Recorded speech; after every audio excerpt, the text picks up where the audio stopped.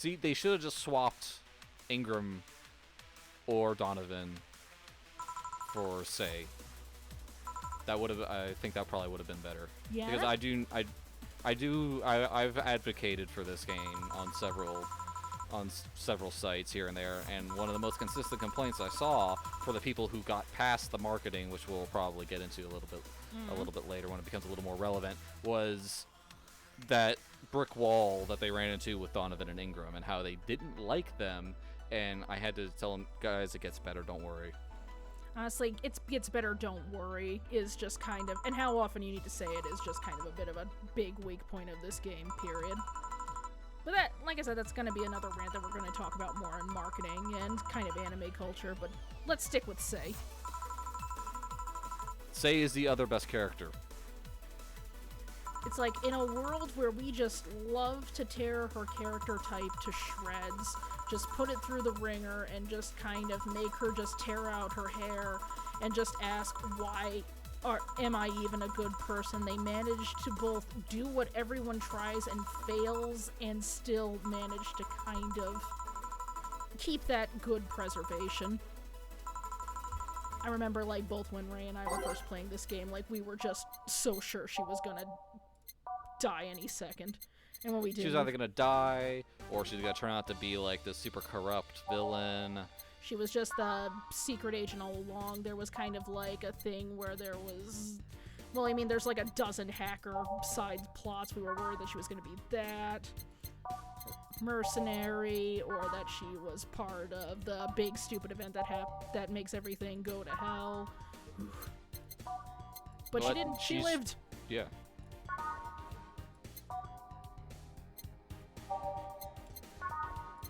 Needs something with ice. Ice. Asian mix. Oh.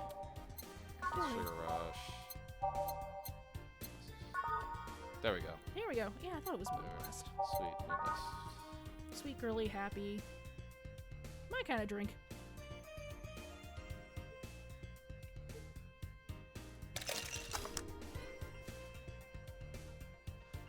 The kind of drink that I would probably try to stay away from because it looks like it would probably taste good, and those are the ones you should be afraid of.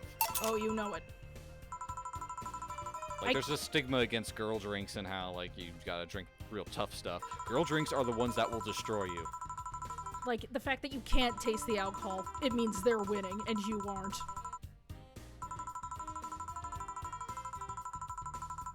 I think I actually like, did you can get hungover with some whiskey or bourbon. You can ruin your life with a Long Island iced tea. It's true. I mean, I used to work at a bar myself, and I think the only time I've ever, like, feared for another person's life was when they were drinking whiskey sours. Ugh, bad times.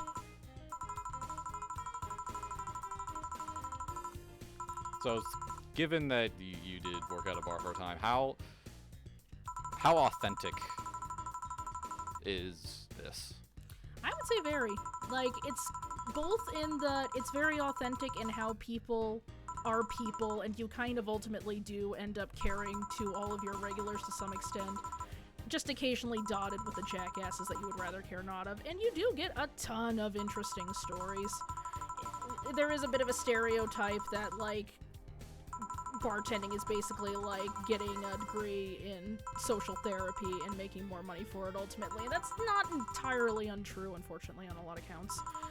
So yeah, I would say that's very, I guess kind of what really just sells me the most on it is not only just kind of on the living to tips and living paid to pay, but also just kind of in how honest in that how not jerkish people can be to service workers.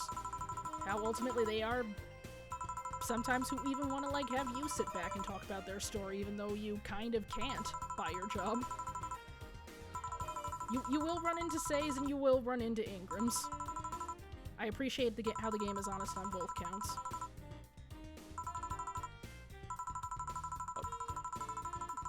Sei is also another example of, like, sort of the subversion of cyberpunk tropes. In that goodness, like inherent goodness, is not something that you see a lot in cyberpunk. There's a lot of moral philosophizing that's often tied to the transhumanist aspects of cyberpunk, and like, is morality a human thing? Is, you know, robotic cold logic its own morality?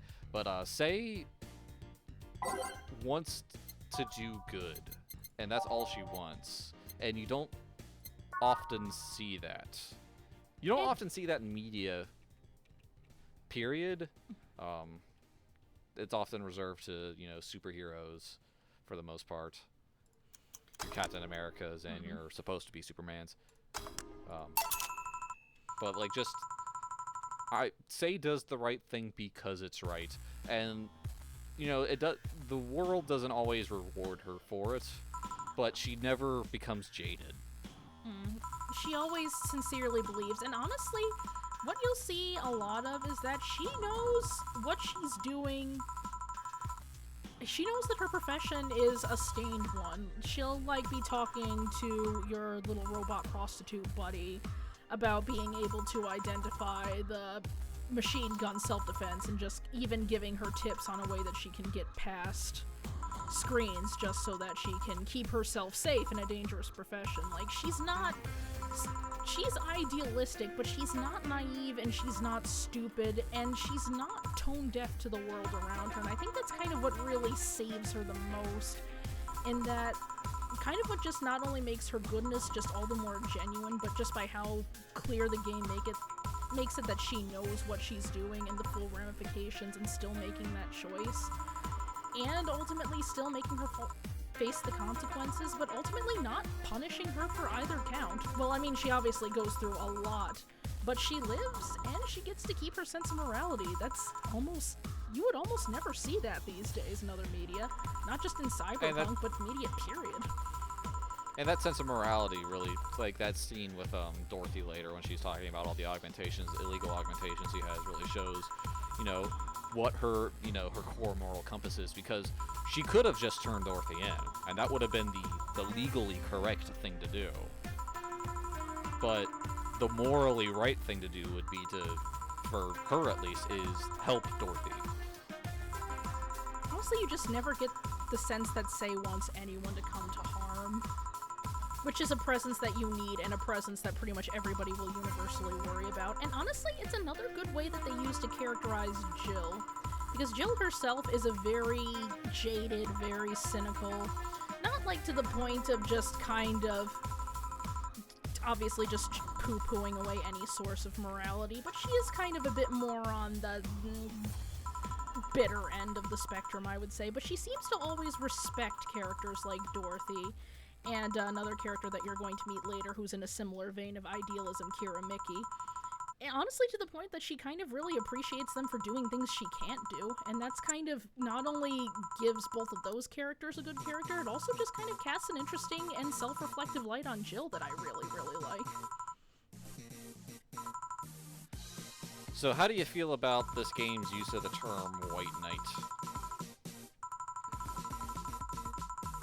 I guess, in case you missed it, the White Knights that's the core of cops that, or they're more paramedics than anything that Sei is part of. I guess in my most humble opinion, it's just how you keep that nice, goofy anime flair to an otherwise game that would get way too serious. Because the use of the term White Knights was something I also saw people, you know, sort of arguing back and forth on, in the same way of like Donovan's line about people being too sensitive, and that people kind of got in with it, got out of it what they put into it, because White Knight has kind of become, due to the nature of the internet being the internet, has become sort of a loaded term. And some people, you know, dislike its presence in the game at all just because. And admittedly, it is like a term that does carry a lot of weight, but I guess it never was really that disruptive to me. Just like, compared to everything else and just all of the weird, fantastic, and kind of weird post-internet meta-ness, it didn't really kind of bother me. I guess like it would have been more upsetting if there was kind of a more deliberate sort of either pro or con message that was really attached to it, but in general I think they managed to keep it a little bit distant, and I think just kind of make it a little thematic of the thing. Of all things, what kind of got me was as a little bit more of just kind of a bit of a cultural difference thing was just how often they mentioned lynching in the text. Just because I kind of write that off as this just more coming from a Venezuelan crowd, so it doesn't quite have the same level of our ugly race history, but that's a very loaded term up here in the States. And that's another thing that I just kind of like, I can forgive that. That's kind of honestly the only thing that really disrupted me from a whiny SJW level.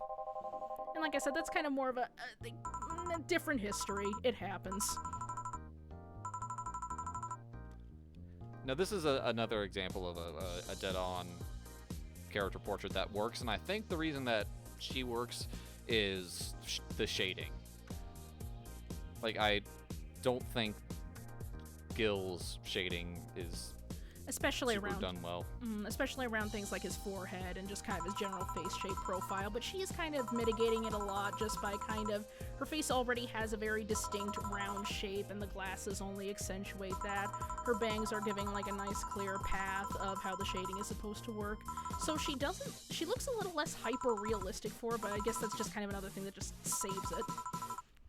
Yeah, there's definitely a clear distinction between the male and the female characters, and that the male characters, well, the female characters look much more anime than the male characters. The male characters are stylized, but there's definitely a lot more anime inspiration in the females. And that kind of like both. Obviously, there's kind of like a sad essay to write in that, but I think like from a general aesthetic perspective, I think it really works. Just because I think with what they were going for, just kind of a bit more of a cartoon anime-y proportions and perspective just kind of worked a lot better than like, you know, how they were trying to do for Gil, which was just kind of weirdly real. It's like, this isn't quite a real world in looks. It is just kind of a big anime. Look at that, just murder, murder, murder. Yeah. This is more of an anime world than a real world, and I don't mean to say that in like depth, but I mean just in how it's actually presented and its aesthetic. Well, that is a very a cyberpunk sort of for you know, I know a bit about the history of cyberpunk, but not everything. But I want to say that it was really Blade Runner that did it, but Japan as like you'll see a lot of like, you know, and there's a lot of Asian women and Asian writing and like neon signs and stuff in cyberpunk. So part of me wants to kind of give it a pass in that regard, and this kind of being the next evolution, but there's also the fact that the game sells itself as waifu bartending that you need to keep in mind whenever you're talking about those character designs. It's one of those things that the waifu bartending aspect to us is, I think both Ray and I agree, our absolute biggest gripe on the game.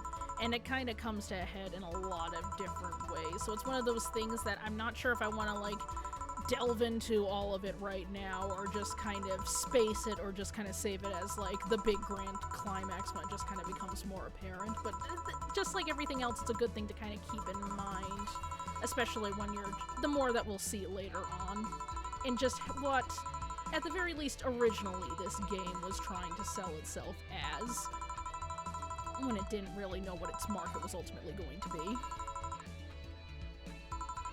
Also, I really like her pinstripes. Yeah. But go on. This is a character that they should have kept Donovan, moved Ingram somewhere else, and because this you find out later. We don't learn it till now. We don't learn it now, but we find out later that this woman here works for Donovan and was stressed out and by Donovan to the point where she tried to jump off a building and Dana saved her. So basically, like, Donovan treated her like absolute shit. Yeah. So you have the human toll of Donovan's just awfulness after Donovan, but we don't learn that until later. Not until one save point later, which can make all the difference when you're trying to get someone hooked on a story-based game. Yeah.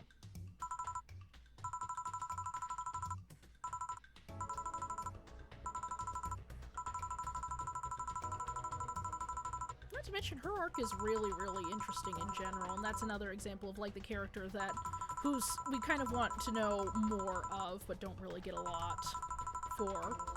Because ultimately, of all the characters in the cast, her fate is left up in the air the most, I would say, in the end. Because her eventual thing is just kind of really just sitting down, taking a look at what her life is, and if she's doing really something she wants. And then just saying, screw it, I'm gonna try all over again, and that's kind of the last we really see for her. And it's one of those things that she's just under so much mightily stress. Like I said, she had an interrupted suicide right when we first met her.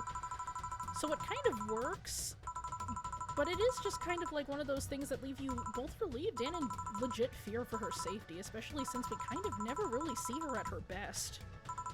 Yeah, we spend the entire game with her kind of picking up the pieces. Like, and she gets help along the way, but for the most part, she's never in a good spot. Generally, it's never a fun time when she comes on screen.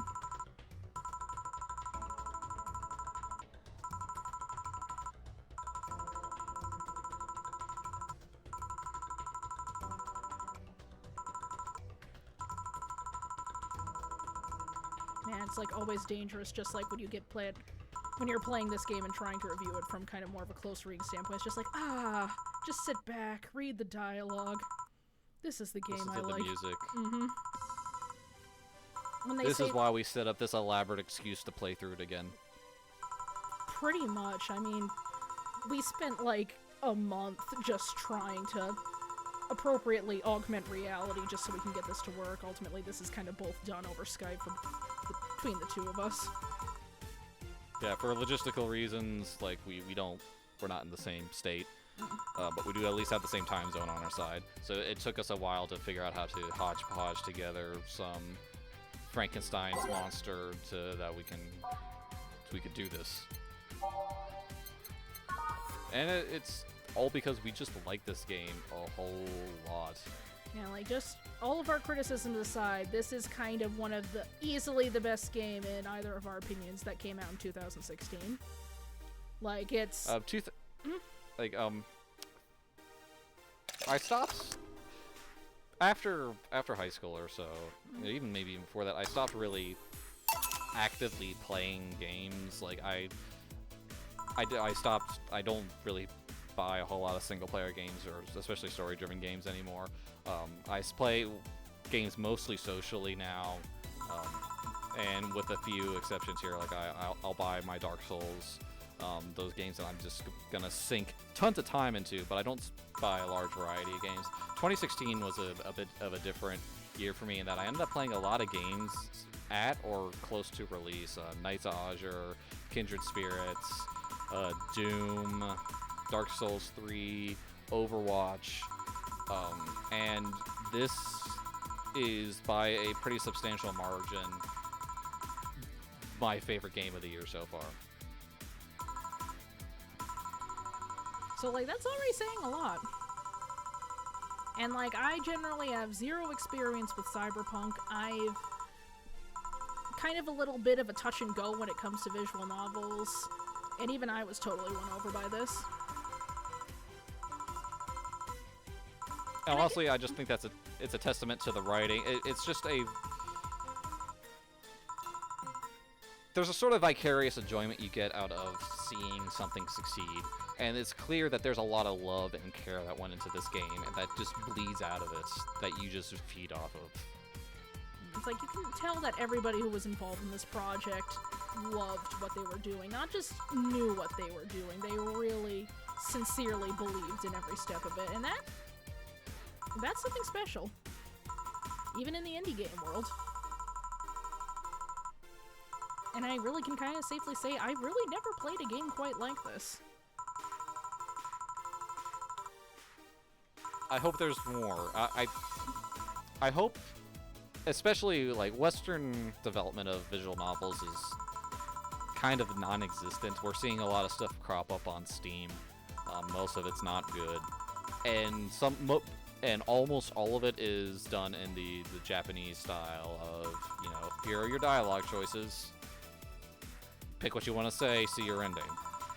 I'm hoping that we start to see more of this sort of non-binary interaction, even though it's still like it's still binary states for the most part. Did you serve the correct drink or not to get the desired outcome? But it's still like there's just enough obfuscation of the choice in this game that it really helps engage the player. Not to mention, And I hope we see more of that. I want to see more developers take cues from this. even just in seeing how the developers on this team, I would say, really wanted to stretch their legs. And because ultimately the visual novel trope is a very prohibitive one with only so many things that you really can do with it, despite the fact that it has the potential to be a very flexible genre just by kind of its nature. Can you make a story? Good. Work on that. But I still feel like... Can you draw? Can there you go. sort of draw? You're pretty much in the money. But I feel like this game really did try to do a lot of things different, and that's kind of saying a lot, especially considering much of it is kind of a throwback to both older games and older anime. It still tried to do a very different, very modern take on it that I really haven't seen. There is just kind of like a very sharp consciousness of the climate that you're currently living in, and an understanding of both the things that worked for this genre and the things that kind of needed a bit of a facelift, and they knew when to pick their punches in the best stuff to keep, the best stuff to lovingly poke fun at, and the best stuff to just kind of give a total makeover. It's just... I really want to see that kind of creativity from other games. I think the visual novel genre, especially on the western half of things, could really use that. So I do hope, like Ray does, that people kind of take that cue. And I think one of the biggest strengths is the fact that Jill is her own character. Most often in visual novels, the character is fairly bland and it's meant to be a self-insert that way. You don't feel like you're breaking character necessarily whenever you do choose your particular answer. They're supposed to be malleable, but Jill is her own distinct character, and that's what helps. You know, you can do things like use the paycheck mechanic to help characterize and make the player empathize with Jill's situation, while also telling a discrete story and not having to make those concessions that come with trying to provide for all kinds of choices in dialogue. And ultimately, I feel like that's one of the biggest failings of something like Kindred Spirits on the Roof, is that the main character of that visual novel is their own character, but in doing so, it really limited the potential for the player to engage with the story through them, because of the way that Kindred Spirits was set up as being this very straightforward, classic visual novel where you occasionally get the choices, but otherwise you're just reading. Yeah, you might have us compare Kindred Spirits a lot to this game. They kind of nominally don't really have a lot in common, but they did kind of come out at the same time and kind of have a bit of, I wouldn't say like a similar fan base, but I would almost say kind of unintentional overlay in kind of comparing how the visual novel as a genre is working and how it's not working, so we may occasionally reference it back and forth, and even though, like I said, functionally they kind of have nothing in common. It's not a fair comparison, but it's Kindred Spirits is the only other visual novel that I have played to completion. I've messed around with other ones here and there, never to a meaningful degree, mostly because I don't particularly like them, and it's also fresh in our minds. But it also serves as a very stark point of contrast. Because as Ray was saying, Kindred Spirits on the Roof was very traditional. But that's another bit of more on that later. Yeah. Like, we already have a bit of a problem where we tend to go on long tangents about other games and anime. Like, we're trying to keep this all classy and professional, so... So that's the end of the first day.